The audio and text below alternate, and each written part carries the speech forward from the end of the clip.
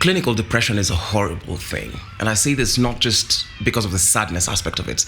I say it because it kind of messes up your reward center. And I think that's a really messed up thing for me because I've been on antidepressants, but I've just recently stopped. It kind of, the activities that used to give you joy no longer give you joy. Like for me, I loved eating, I loved playing piano and whatnot. But those things suddenly just lost their luster. And I loved making friends and going to social spaces. But very recently, I found myself like panicking in crowds. I couldn't dance as much as I loved to. So it was messed up. My worst episode was last week. And I went to an institution. I was supposed to be committed, but I couldn't afford it, so I went AWOL. I think it was also very shameful for me. It's a very shameful thing. It's easy to talk about when it's your friend who's going through, but if you're the one who's going through it, it's, I don't know. For me, it's the one thing which I'm ashamed of. I usually say I have no shame, but I found my depression has been a thing that I'm ashamed of. But here we are talking about it. It's been a couple of tries of me trying to start this podcast. To be fair, I've been trying to start podcasts ever since. I started one called Unapologetically Myself. I did another one called Where's the Point? And now we're just doing this thing. We'll just run on my regular YouTube channel. And let's just talk about this recently because in my last episode when I was very, I wanted to analyze myself, I got my friends who talked me out of it and I got onto medication and whatnot. But at some point as well, I did a little detour into some drugs, but they were not exciting. Like I said, I feel like for me, it messed up my reward center, and even the high you're supposed to get from drugs, that was not working. So I thought the thing that would get me most excited would be a thing that, the thing I've found to get me most excited is things that really challenge my brain. And so like really, really intense conversations with friends about economics, philosophy, history, colonization, all those kinds of things. Those are my jam. So one time I wanted to go get wasted. I remember it was a Friday night. Could be a Friday night. Yeah, it was a Friday night. So I called up my pal. I tell Konoze, where are you?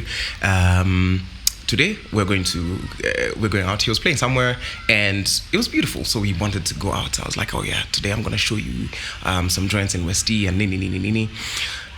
We ended up at Brew. We danced for like 10 minutes and then we left. Well, I think we wanted to go get drugs or something, but then we didn't. We ended up not getting drugs. He bought a Red Bull and we went to the car.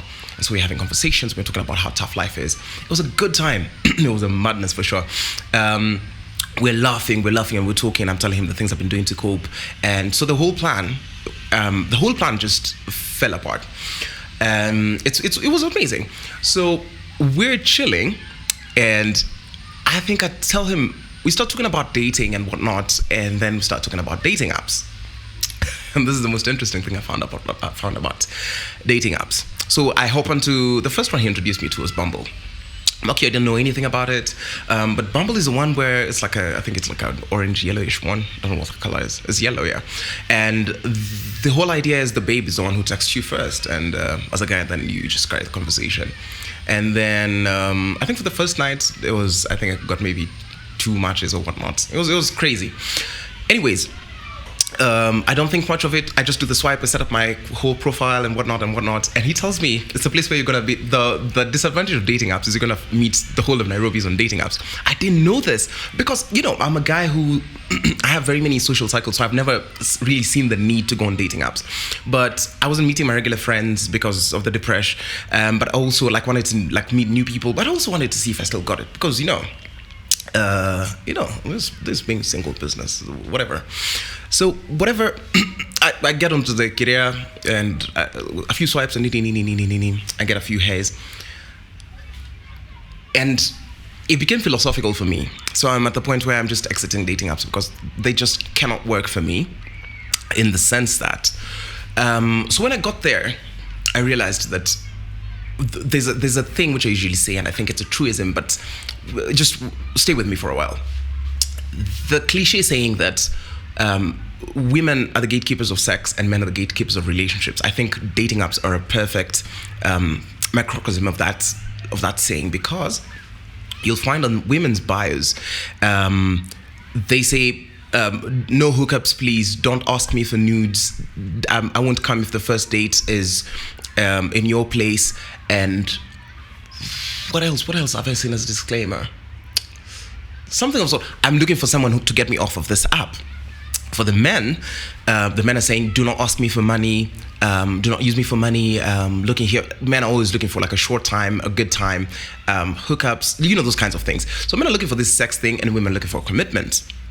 Also, I realized something very interesting, that truly, even like a lot of people, more people than I thought, are on dating apps. Even the people who have seemingly like healthy friends circles, like girls from church. Well, Mimi, praise the Lord, hallelujah. Why are we on dating apps? I don't know the why, but a thing that stood out for me is I was swiping. At first, it was just like, I'm just swiping, but the app does not really care. The app does not care much if you guys have a connection. I doubt its intention is to ensure that you guys get off of the app, because if you get off of the app, that means they lose revenue. So maybe they match you with people. I don't know how the algorithm works, but that's just on that perspective. You cannot just keep on swiping right, hoping that you're chosen, because that also shows indecision. And then the app is going to recommend, because you cannot choose and you do not have value, the app categorizes you as an unattractive person, so you get the list of people who are unattractive. But also made me see people as commodities. I think on dating apps we commodify each other, where you pick it's like you're picking items of clothing or stationery at a store, where you're like, no, I don't like this one, and whatnot, at a very large scale. And the thing we use the metrics it is that you use to categorize that is just an image and whatever the person says about themselves on their bio. So that's the one thing that made me super uncomfortable about dating apps. Is one, I had conversations with this like really, really awesome babe. She's a great conversationalist. And so when you do the swipe thing and then it's a match, of course now you throw a compliment and whatnot, and just common parlance. And then she says, oh, this is not my is on my face because curious. I'm careful about my social media presence. There are creeps online and whatnot. So everybody is holding up a facade, and it's just an unfair premise for you to start a thing like dating, for example, because you get on an app where somebody's going in with a skewed mentality. Like, for example, I was going in for like a good time. I'm just there for vibes. I'm not trying to get a relationship. But there's a babe who's there hoping that a person is gonna, if they match a person, they hope that that person is the person who's gonna take them off the app. So in that way, we're not aligned vision-wise. There's also the aspect of, like, a thing I didn't like about Bumble. Oh, but it proves this thing. I usually say that babes don't have raise. Babes don't have raise out here, at least compared to like the men, because they're not used to doing the chasing. And I'm not saying, like, I have friends who, like, yeah, they have a bit of game, but the thing you would expect, you hear how girls talk big game out here, and they say, oh, don't just hey me, just do the thing. State your intentions and whatnot. On Bumble, since they're the ones who are conversation starters, you would think that they would start conversations the way you would expect men to start conversations at DM, but no, they're just saying hey as well. The best they can do is, like, do a corny thing about your bio or like play the question game. So it was eye-opening, but I thought as well, beyond the commodification of people, it made me sort of uncomfortable. I thought it also made me realize that sometimes we perform too much in this world, where I expect a 19-year-old or a 21-year-old, those people who sign on the dating apps, of course they're legal. You expect them to, post like very good photos, or they're in exotic places. But what does a 19, 20, 21, 22-year-old have? What do like people in the early 20s have? Even babes. Like, they really don't have nothing if you think about it. So as a man on a dating app, expecting that they should, get their stuff together, they're just discovering life. They're just figuring out who they are. And so goes for the men, where you'd find babes are trying to, we're all playing, if you think about it in terms of game theory, it's like we're playing infinite game with finite players. So you want a man who's also not too old, because you're trying to settle down with them, but you also want them to have a lot of money. And we know that this is not true of most people. And I've got on a few dates which were really interesting. Some with privileged people, some with, okay, I was lucky. They were just with privileged people.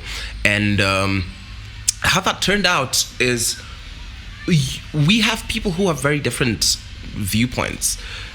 when it just comes to our understanding of how the world works and our expectation, where people would expect you to take them to like expensive hotels, they expect you to be, you know, driving some sort of car, they expect you to have your things together. And in that regard, dating apps are, I think the experience it's been iffy. It was iffy for me by the time I was deciding to quit the thing. It's not that I was tired of like spinning plates, but it's iffy. And if you think about it, there's also a very curious thing where you find married women on dating apps, or married people. And a pal of mine was telling me that she hooked up with a person who said they have a relationship, but they're just looking for something fun to do on the side. Dating apps have made our sexual markets a bit more accessible, but also, since not many people are able to pay for the premium versions, you find them linking their Instagram, you find them linking their other socials or their numbers, which was a thing which I found was very interesting.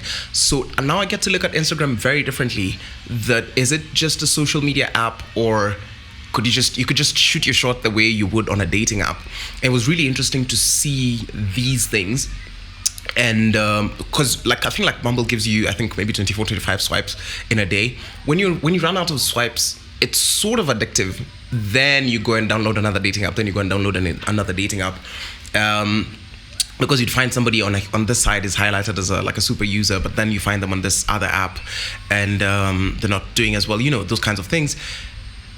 That was it. I think I also, oh man, there was another ratchet one as well. Like not ratchet by the, let's just use ratchet. It's called Badoo. Oh man, I do these things so that you don't have to do them. I think that one's bottom tier. Just don't join it. Dating apps, to me, I think if they work for you, well and good. I know people who found each other on dating apps and they're having a great time. But for me, I just had a problem with the commodification of fellow human beings. It just made me uncomfortable. That I first choose you based on, you know, what I see, and what I see might not even be verified. And then we have a conversation and then hope to get each other off of the app. There's no background. We don't have people to hold us accountable in terms of that. So if you're looking for like a long-term relationship, those could be some of the pitfalls. But I truly enjoyed things like speed dating. Speed dating was fun. Bumble has this thing for speed dating. So days when I just needed to, you know, like test my game and like just feel a bit alive, I'd do that speed dating thing. It's the most random thing to talk about as a first episode of a podcast. But so what? At least the only way I can go is app. Welcome to this thing. Subscribe if you want. You don't have to. It would be nice if you did. And let's do more of these. Tell me what you think about dating apps. If you think I'm being unfair or I'm leaving out something, let me know. Till next time.